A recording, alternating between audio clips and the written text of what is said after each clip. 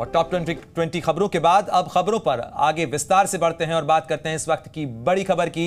NCP में फूट पड़ने के बाद शरद पवार पहली बार आज नासिक के येवला में जनसभा को संबोधित करेंगे। यह इलाका अजित पवार गुट के नेता छगन भुजबल का गढ़ माना जाता है, जो इस वक्त महाराष्ट्र सरकार में मंत्री हैं। एक समय में छगन भुजबल शरद पवार के करीबी सहयोगी थे, लेकिन इस समय अजित पवार के साथ खड़े नजर आ रहे हैं। तो दूसरी तरफ अजित पवार गुट ने दावा किया है कि 6 जुलाई को दिल्ली में शरद पवार गुट की बैठक एनसीपी की आधिकारिक बैठक नहीं थी।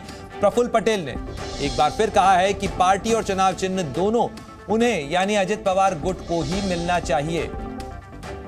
तो एनसीपी के अंदर हुई टूट और फूट के बाद से सियासी वार पलटवार भी चल रहा है। साथ ही खींचतान जो है वो चुनाव आयोग से लेकर चुनावी मैदान तक ले जाने की तैयारी में दोनों गुट फिलहाल नजर आ रहे हैं। और मराठवाड़ा का जो इलाका है जहां पर माना जाता था कि पवार परिवार की सबसे ज्यादा बड़ी ताकत है, उसी इलाके के अंदर अब परिवार के दोनों गुट एक दूसरे को चुनौती देते हुए नजर आ रहे हैं। नासिक के येवला इलाके में शरद पवार आज उस इलाके में लोगों के बीच में जनसभा करेंगे, अपनी शक्ति अपनी ताकत दिखाने की कोशिश करेंगे। तो वहीं दूसरी ओर पार्टी के नियंत्रण, पार्टी के चुनाव चिन्ह और संगठन के ऊपर अजित पवार गुट ने अपना दावा एक बार फिर ठोका है। तो छगन भुजबल का गढ़ माना जाता है नासिक का येवला का ये इलाका। इस इलाके को लेकर एक बार फिर अपनी ताकत दिखाने के लिए जहां शरद पवार आज उतरेंगे, तो वहीं दूसरी तरफ पार्टी पर नियंत्रण को लेकर प्रफुल्ल पटेल ने दावा किया है। छगन भुजबल जिनके प्रभाव का यह पूरा इलाका माना जाता है, वो फिलहाल अजित पवार के साथ हैं। और क्या कुछ आज इस शक्ति प्रदर्शन में होने जा रहा है, उस पर सीधे अब आपको ग्राउंड जीरो लिए चलते हैं। और जी न्यूज संवाददाता योगेश खरे हमारे साथ जुड़ गए हैं। योगेश, जिस तरीके से पार्टी के अंदर खींचतान चल रही है, दो गुट उनकी टूट और फूट तो सामने है ही सही, लेकिन शरद पवार आज मराठवाड़ा के इस नासिक के इलाके के अंदर किस ताकत के साथ शक्ति प्रदर्शन के लिए उतरेंगे? क्या कुछ वहां तैयारियां और नजारा? जी, अब उत्तर महाराष्ट्र में पूरी तैयारियां हो चुकी है। हम लोग उस हाईवे पे है जहां से शरद पवार आएंगे और नासिक में एंट्री करेंगे। यहाँ से इनकी रैली शुरू होगी।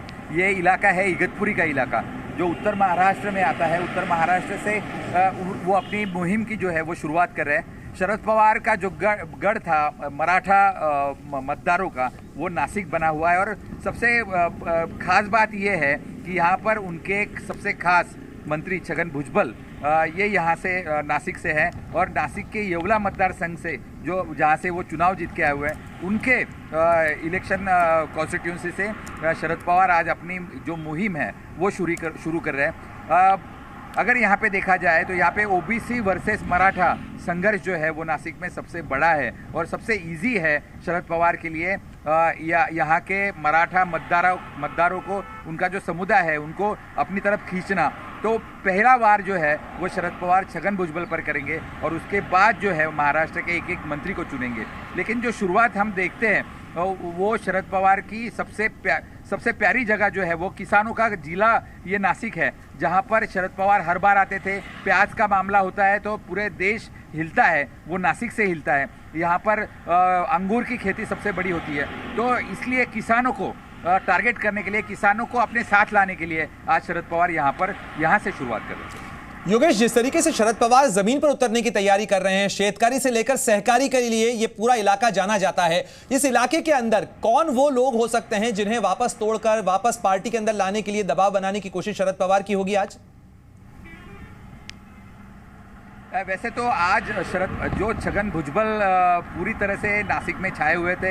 एनसीपी या तो एनसीपी या तो दूसरा नाम था छगन भुजबल, लेकिन यहाँ पर छगन भुजबल ने उनके जो विरोधी थे उनको सबको खत्म कर दिया था। लेकिन शरद पवार के जो क्लोज रह चुके हैं 20-25 सालों से, 50 सालों से, शरद पवार ने जब पुलोद बनाई थी और उसके बाद जो पॉलिटिक्स किया था, उसमें जो साथ में उनके सीनियर लोग रहे, उन सब सीनियर लोगों को शरद पवार ने इकट्ठा किया हुआ है। उनके साथ में आज यहाँ पर बैठक भी होगी। और जो छगन भुजबल के विरोधी थे, जिन्होंने छगन भुजबल को विरोध किया, जो मराठा कैंडिडेट है, मराठा एनसीपी के कार्यकर्ता है, उनको इकट्ठा करेंगे और उनको साथ में लेकर जो लासलगांव में होलकर फैमिली है वो छगन भुजबल को फाइट दे सकती है। तो उस फैमिली को साथ जी। में लेकर आज शरद पवार यहाँ बिल्कुल। पर रणनीति बनाएंगे और जो इलेक्शन है वो फूकेंगे, ऐसे लिखा शुक्रिया तमाम जानकारी के लिए योगेश। आपका आप नजर बनाए रखें, जो भी अपडेट होगा इस सियासी खींचतान को लेकर वो सबसे पहले आपको जी न्यूज पर दिखाएंगे।